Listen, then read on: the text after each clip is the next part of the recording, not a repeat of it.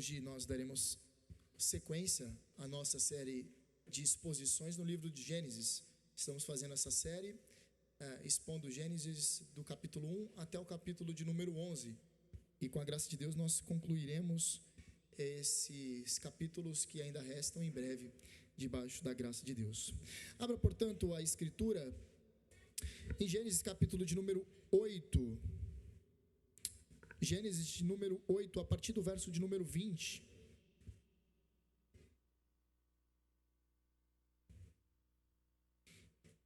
Eu farei a leitura na Nova Almeida atualizada, é a versão que nós utilizamos aqui, mas caso você tenha uma outra versão, acompanhe da mesma forma a leitura.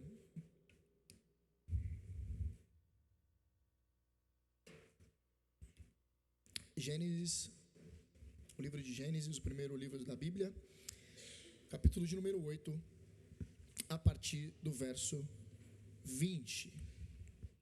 Assim diz a palavra do Senhor: Noé levantou um altar ao Senhor, e tomando de animais puros e de aves puras, ofereceu holocaustos sobre o altar.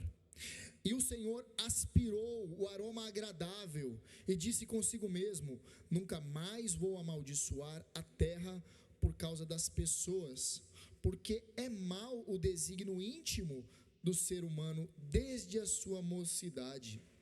Também nunca mais vou destruir todos os seres viventes, como fiz desta vez. Enquanto durar a terra, não deixará de haver semeadura e colheita, frio e calor, verão e inverno, dia e noite. Até aqui a leitura da palavra do Senhor. Vamos orar. Ó Deus, nós te damos graças pela tua palavra. Nós acabamos de lê-la e rogamos que teu Espírito aplique verdades eternas contidas na tua palavra aos nossos corações. Nós queremos não apenas sermos informados, comunicados e assim apenas enchermos a nossa mente, mas rogamos que o Senhor encha também o nosso coração, que saiamos com a convicção de que o Senhor falou conosco, o Senhor, por meio da sua palavra, falou conosco nesta noite. Queremos receber a tua palavra com fé, por isso rogamos, ó Deus, nos ajude com isso, que o teu Espírito ilumine o nosso entendimento e assim tenhamos convicção da tua palavra e da tua vontade. Essa é a nossa oração em nome de Cristo. Amém. Meus queridos irmãos, domingo após domingo você vem à igreja, você vem cultuar o Senhor. E se você é um crente maduro, um crente que já compreendeu algumas verdades elementares da fé cristã, você compreendeu, você entendeu que o comparecimento ao culto ao Senhor não é opcional, não é uma programação de final de semana, que você pode falar hoje sim, hoje não. Não, um crente maduro ele compreende que o culto é exigido por Deus na sua palavra. Nós lemos isso por todas as escrituras, o Senhor convocando o seu povo para adorá-lo. Não somente o seu povo. O Senhor, ele exige adoração de todos os povos, de tudo o que existe, deve louvar ao Senhor. Mas você, como um crente maduro, você vem culto após culto, pois você entende que o culto é uma exigência do Senhor. Você compreende também que o culto é um privilégio dos santos, é um privilégio dos eleitos do Senhor. Apenas aqueles que são crentes em Cristo, eles podem cultuar em espírito e em verdade. Todavia, meus irmãos, há algumas perguntas para fazermos. Existe um culto que agrada a Deus? Você já se perguntou? Existe um culto que eu presto que agrade ao coração do Senhor? Como nós prestamos um culto agradável a este Deus? Este é o tema da nossa mensagem, o culto que agrada a Deus. E aqui nós observaremos, a partir da conclusão do dilúvio, como Noé respondeu à bondade do Senhor, à graça de Deus. E assim nós vamos observar na vida de Noé como nós podemos oferecer um culto que agrada a Deus. O que permeia o culto que agrada a Deus? Quais são os elementos do culto que agrada a Deus? Volte seus olhos para a Escritura. Verso de número 20, diz assim a palavra do Senhor: Noé levantou um altar ao Senhor, e tomando de animais puros e de aves puras, ofereceu holocaustos sobre o altar. O que você faria se você tivesse feito uma viagem de aproximadamente 370 dias e você acabasse de descer do veículo que te transportou durante todo esse tempo? Aproximadamente 370 dias é o que nós enumeramos entre o momento que Noé entra na arca, ele e sua família e os animais, e o momento que ele sai junto com todos. 370 dias. Você pode dizer, bom, após uma viagem muito longa, eu vou desfazer as minhas malas, eu vou me dar aquela despreguiçada gostosa, que minhas costas estão doendo essa viagem toda.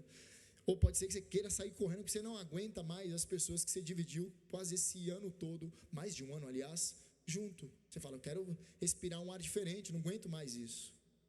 Todavia, nós observamos Noé, quando ele sai da arca, imediatamente ele presta um culto ao Senhor, ele adora ao Senhor. É isso que nós vemos no verso 20, na primeira parte. Noé levantou um altar ao Senhor, ele cultuou ao Senhor. Só que há mais outros elementos para observarmos. Veja só, e tomando de animais puros e de aves puras, ele ofereceu holocaustos sobre o altar. Ele olhou para os animais puros e as aves puras que possuía, e diante da escassez que possuía, mesmo assim ele adorou o Senhor.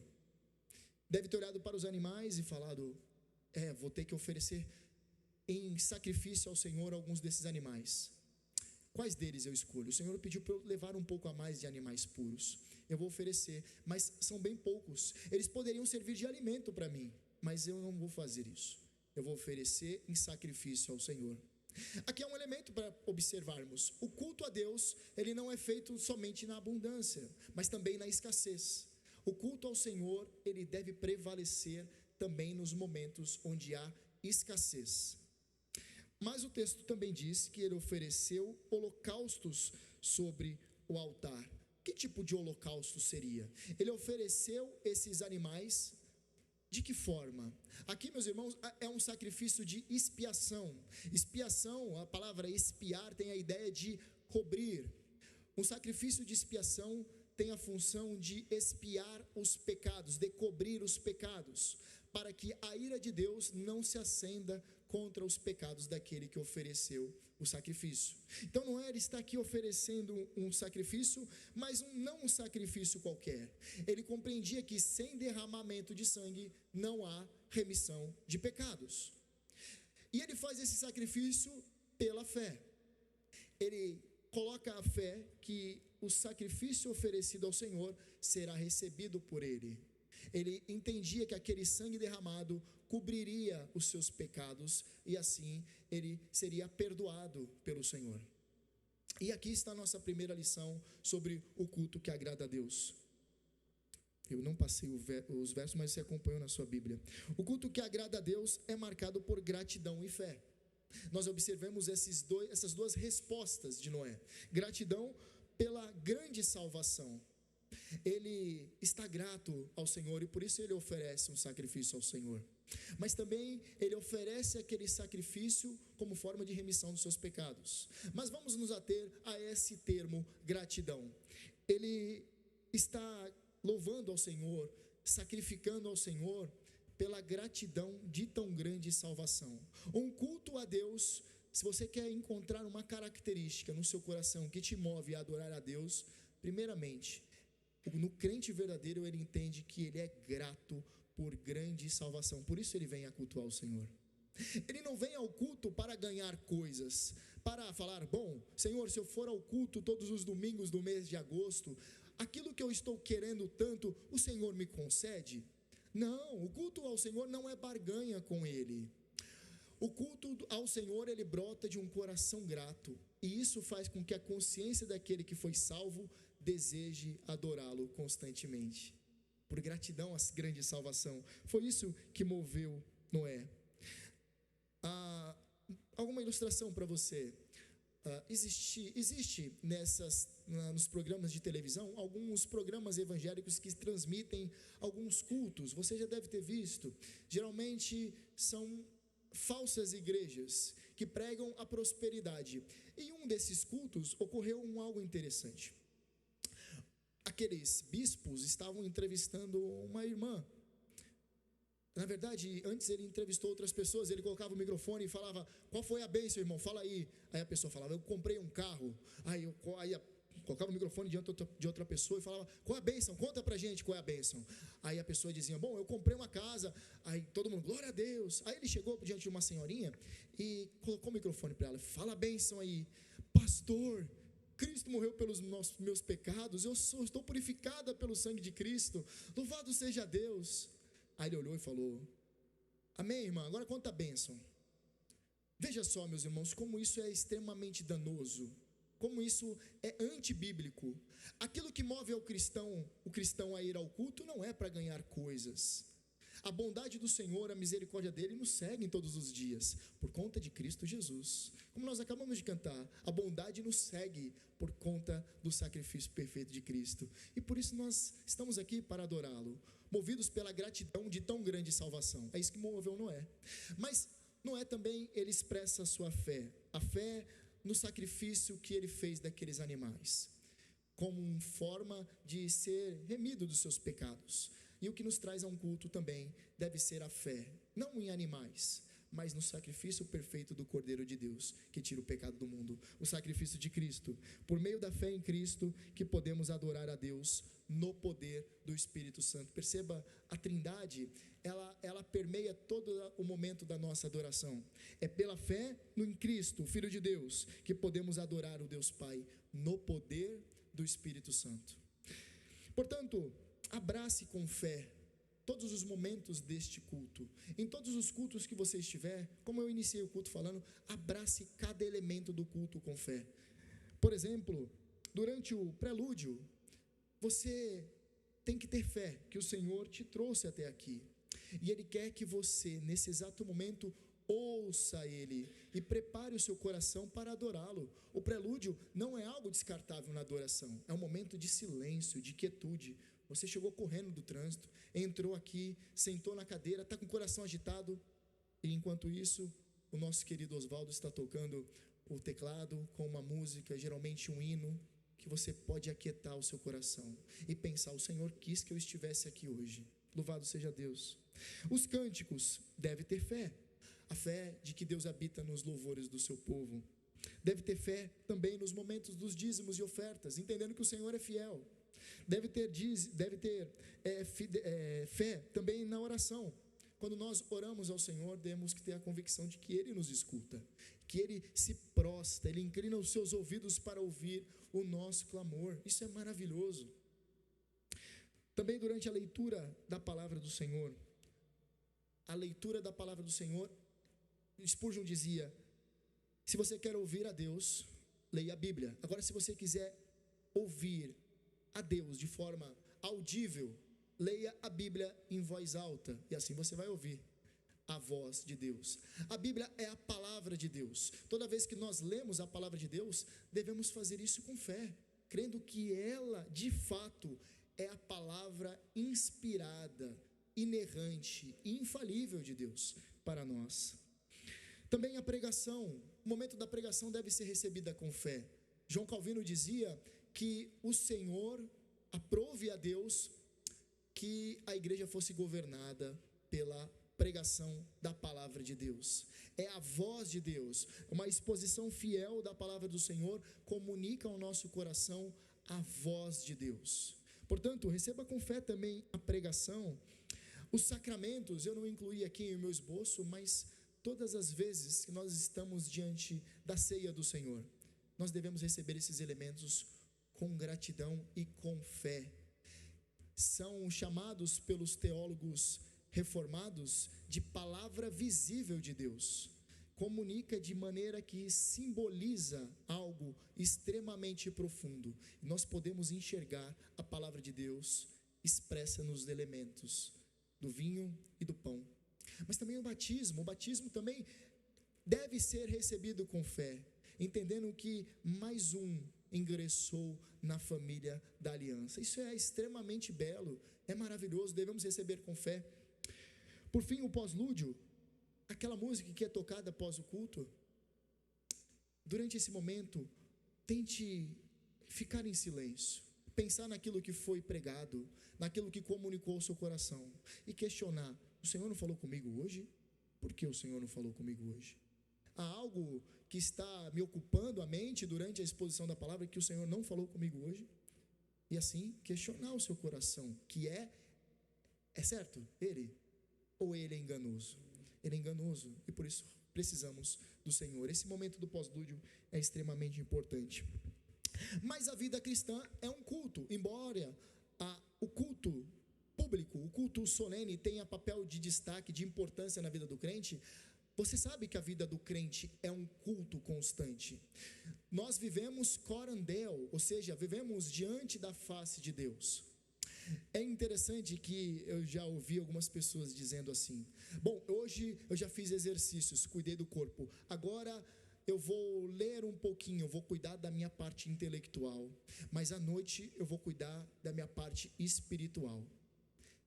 O que há de errado nisso? O que há de errado nisso é que tudo é espiritual para o crente. Todos os momentos é espiritual para o crente. Quando ele se exercita, quando ele se alimenta, quando ele dorme, tudo isso é espiritual, porque estamos constantemente diante da face de Deus. A vida do crente é um culto. Então não é somente um momento onde você para tudo para ler as escrituras, agora eu vou exercer um momento espiritual. Não, o seu trabalho é espiritual, porque você trabalha para a glória de Deus, não é? Na sua casa você é um bom marido, ou você é uma boa esposa, para a glória de Deus.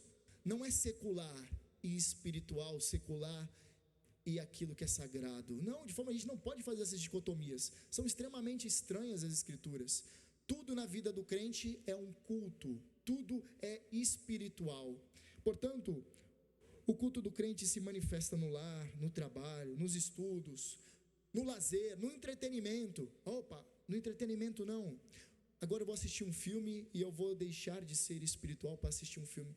Você deve ser espiritual quando você está diante de um entretenimento. Observar aquilo ali com as lentes das escrituras. Isso é ser espiritual também. Portanto, em todo tempo manifeste gratidão. Em todo tempo manifeste fé no Deus Trino, pois Ele nos sustenta e exige isso de nós. Mas o texto continua dizendo assim, no verso de número 21...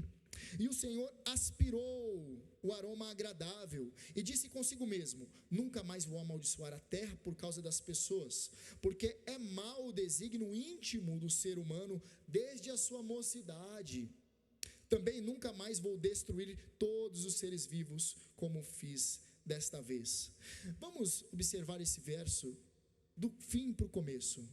Primeiramente, nós vemos que o Senhor, Ele diz que não destruirá seres vivos, não amaldiçoará mais a terra. E aqui, guarde isso, o Senhor, Ele não vai mais amaldiçoar a terra e Ele não vai mais destruir os seres vivos. Isso aqui, meus irmãos, tem que fazer com que aquelas teorias da conspiração, que são muito comuns em nossos dias, de que vai acontecer uma terceira guerra mundial e tudo vai ser explodido, todo mundo vai morrer.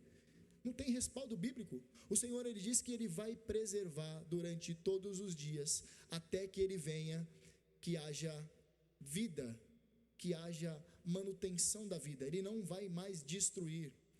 Nós lemos a segunda carta de Pedro e percebemos que o Senhor, Ele virá novamente com juízo.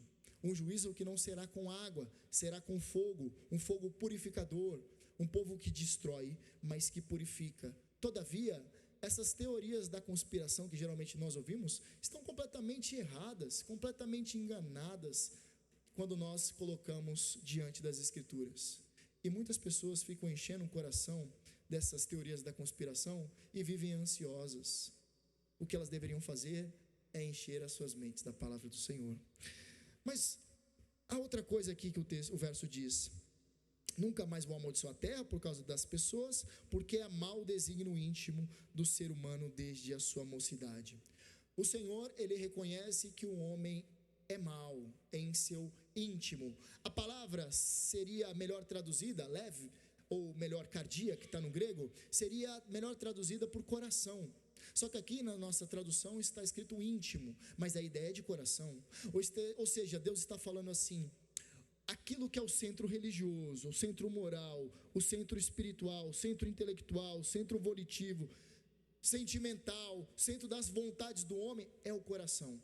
E isso é completamente inclinado para o mal. É mau o coração do homem. Desde quando? A partir dos 10 anos? A partir dos 20, dos 30, dos 40? Não, desde a mocidade. Desde que o bebê nasce, ele tem um coração inclinado para o mal. E ele também conclui assim, olhando lá para o comecinho do versículo, que o Senhor aspirou o aroma agradável do sacrifício que Noé havia feito. Isso há algumas implicações. Ele recebeu o sacrifício como algo agradável. Um Deus que se indigna por conta do pecado, e quando Noé oferece sacrifícios de animais, derramando o sangue deles diante do Senhor, o Senhor recebe aquilo ali. E isso simboliza duas coisas: perdão e reconciliação. Perdão e reconciliação. O Senhor aceitou o sacrifício. O Senhor recebeu esse sacrifício como um aroma, como um cheiro agradável. Ele se agradou desse sacrifício que Noé fez. Em nosso caso, nós não fazemos mais sacrifícios de animais, pois Cristo Jesus, ele se ofereceu como sacrifício definitivo e perfeito em nosso lugar. O sacrifício de Cristo nos confere perdão e reconciliação. E aqui está a outra lição que nós podemos extrair desse texto. Um culto que agrada a Deus envolve perdão e reconciliação.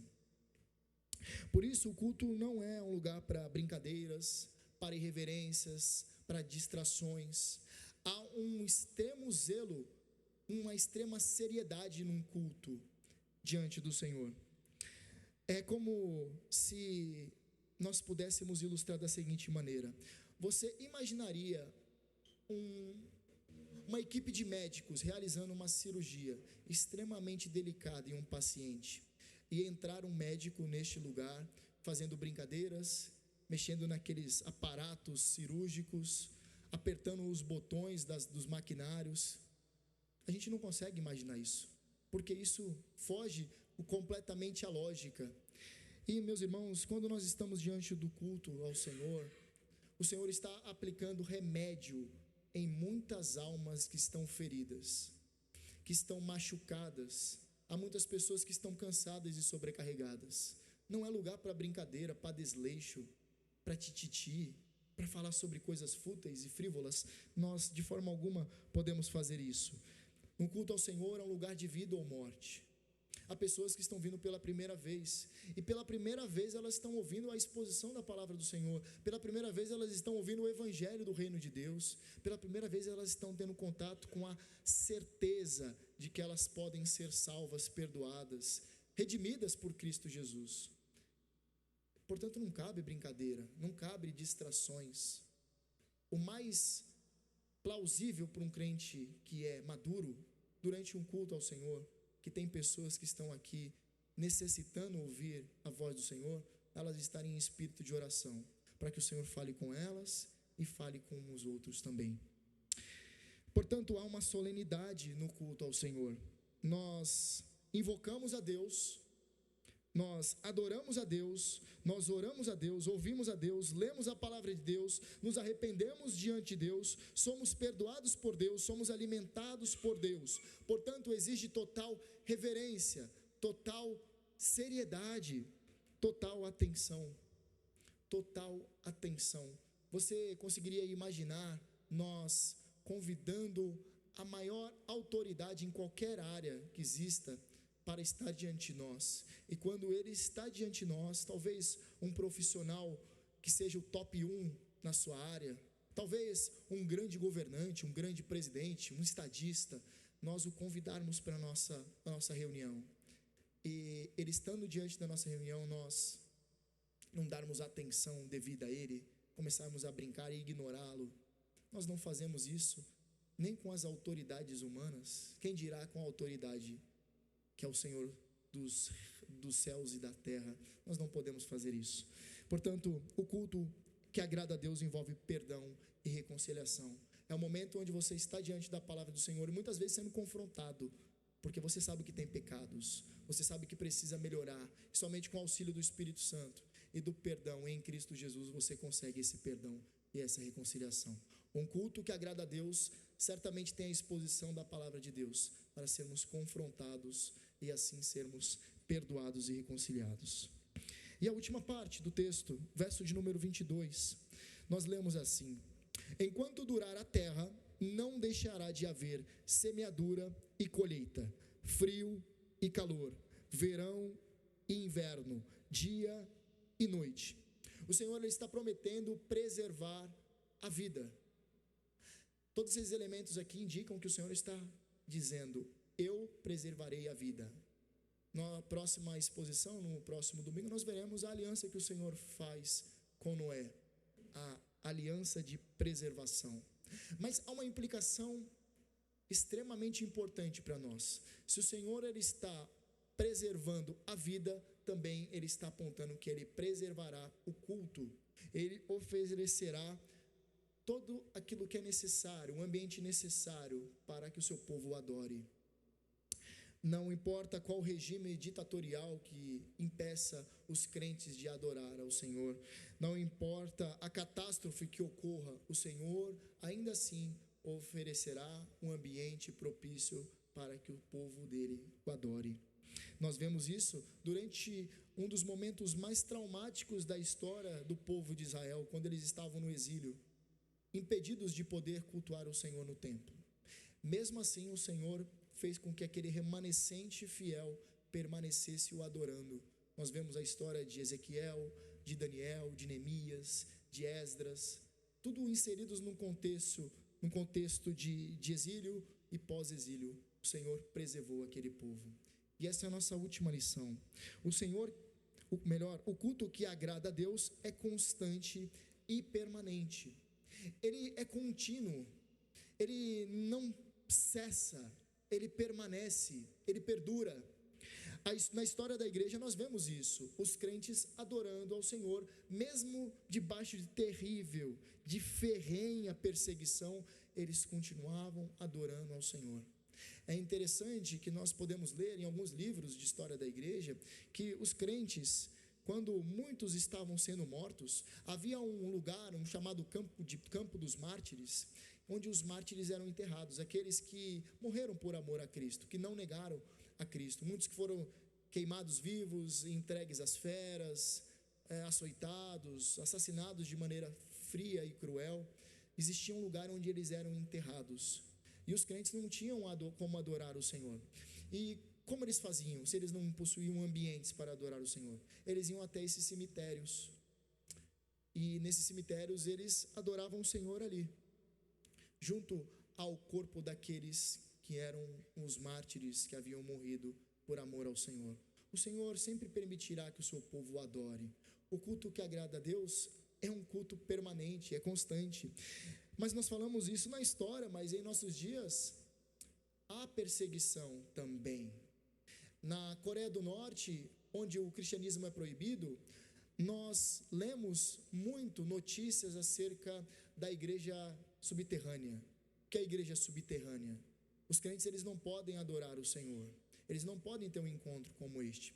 Então eles precisam de alguns lugares que possam adorar o Deus vivo e verdadeiro de maneira escondida. Então muitos estão possivelmente adorando o Senhor nesse momento que nós estamos aqui, porque hoje é domingo. Eles estão adorando o Senhor em cavernas, em florestas, em porões, em sótãos. Eles têm que adorar a Deus de maneira escondida e orar bem baixinho e cantar bem baixinho, para que ninguém ouça e eles não sejam mortos.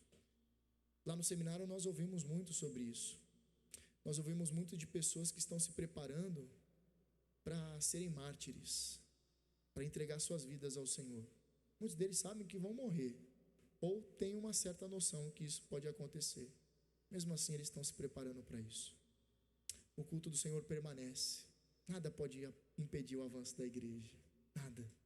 Mas, meus irmãos, há outros elementos importantes aqui. Durante até 1991, na União Soviética, havia uma prática muito comum, que ainda existe em nossos dias, mas em países muçulmanos e também na Coreia do Norte e no Irã, é muito comum.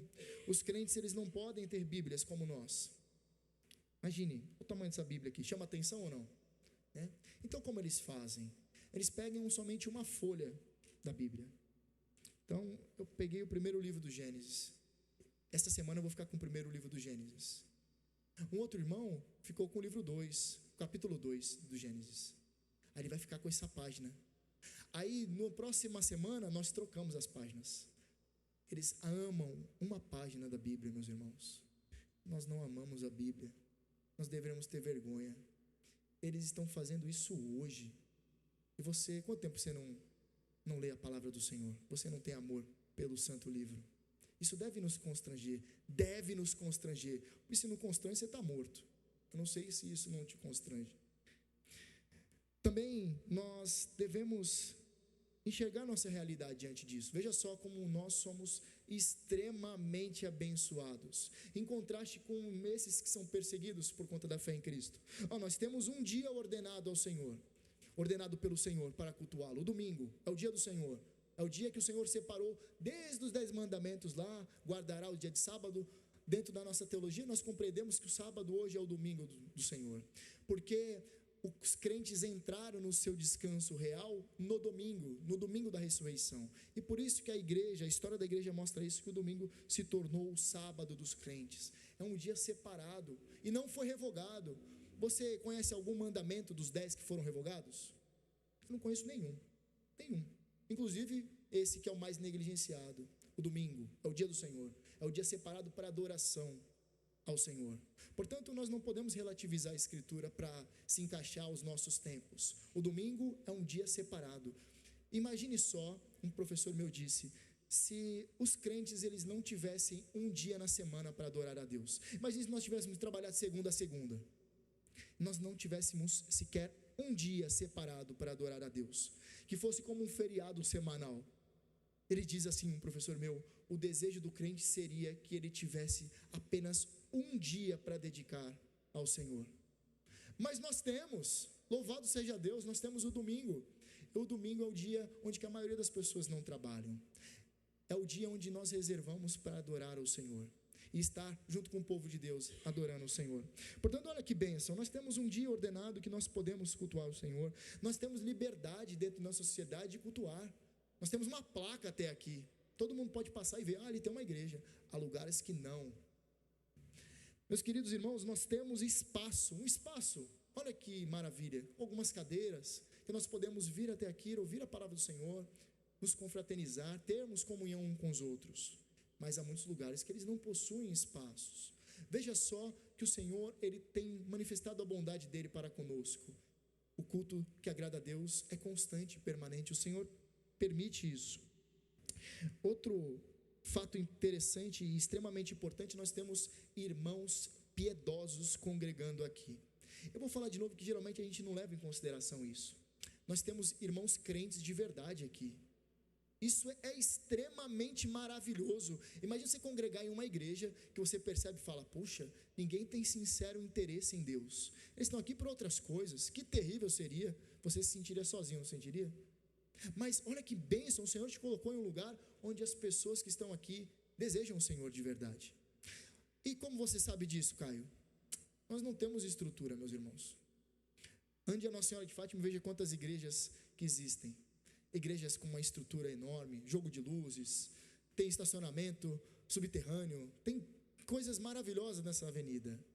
Mas os irmãos que estão aqui, eles vêm apenas por uma coisa, pela palavra de Deus. Eles vêm aqui porque eles amam a palavra de Deus. Eles querem ouvir a exposição fiel da palavra de Deus. Nós não podemos oferecer muita coisa, mas aquilo que o Senhor tem colocado em nossas mãos, nós temos feito com fidelidade. É exposto à palavra de Deus. Meus queridos irmãos, por fim, nós somos privilegiados e, portanto, não abra mão deste privilégio, que é poder adorar o Senhor. Não negocie o culto com qualquer outra atividade, com qualquer outra programação. Tudo fica considerado como nada diante do privilégio que é poder estar diante do Senhor com o seu povo. Não negligencie isso. O Senhor, Ele oferece para nós um espaço, um lugar, um tempo, um ambiente propício para adoração a Ele. Concluindo a nossa mensagem, lembrando, o culto que agrada a Deus é marcado por gratidão e fé. Envolve perdão e reconciliação. É constante e permanente.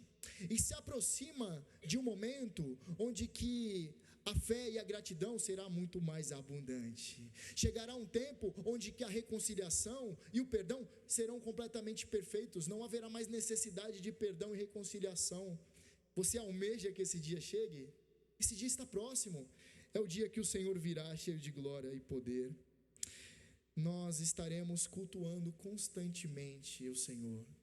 Mas diante da presença mais imediata e perfeita que nós nunca contemplamos, isto é o novo céu e a nova terra, aquilo que está diante dos crentes, o destino final, a morada eterna. Mas até lá, faça do culto público uma extensão do culto da sua vida. Você vem cultuar o Senhor ao domingo porque você tem cultuado Ele durante a semana. Isso aqui é somente uma extensão. Trate com seriedade as coisas de Deus, não com desleixo, não com irreverência, mas com extrema seriedade. E por fim, reconheça que é um privilégio nós podermos cultuar ao Senhor. O culto que agrada a Deus é o culto onde nós entregamos o nosso coração a Ele sinceramente. Que o Senhor faça com que a nossa igreja e o nosso povo continue fazendo isso diante dEle. Entregue todos os domingos, todos os dias o coração a Ele, para a glória dEle, até que Ele venha. Vamos orar? Ó Deus, te damos graças pela Tua palavra, que é inspirada e sopra ao nosso coração verdades eternas. Isso só é possível por meio do Teu Espírito. Se nós tivemos a compreensão da Tua palavra nessa noite, não foi pela experiência ou pelo conhecimento do pregador, que é falho e pecador, mas pela bondade, a graça, a misericórdia, a atuação do Teu Espírito em nós, ao iluminar o nosso entendimento e fazer com que compreendamos verdades tão preciosas para nós. Pedimos que o Senhor nos ajude, Senhor, a constantemente prestar esse culto que adore ao Senhor, não apenas aos domingos, todos os dias, entendendo que estamos constantemente diante da Tua face. Essa é a nossa oração, em nome de Cristo que oramos. Amém.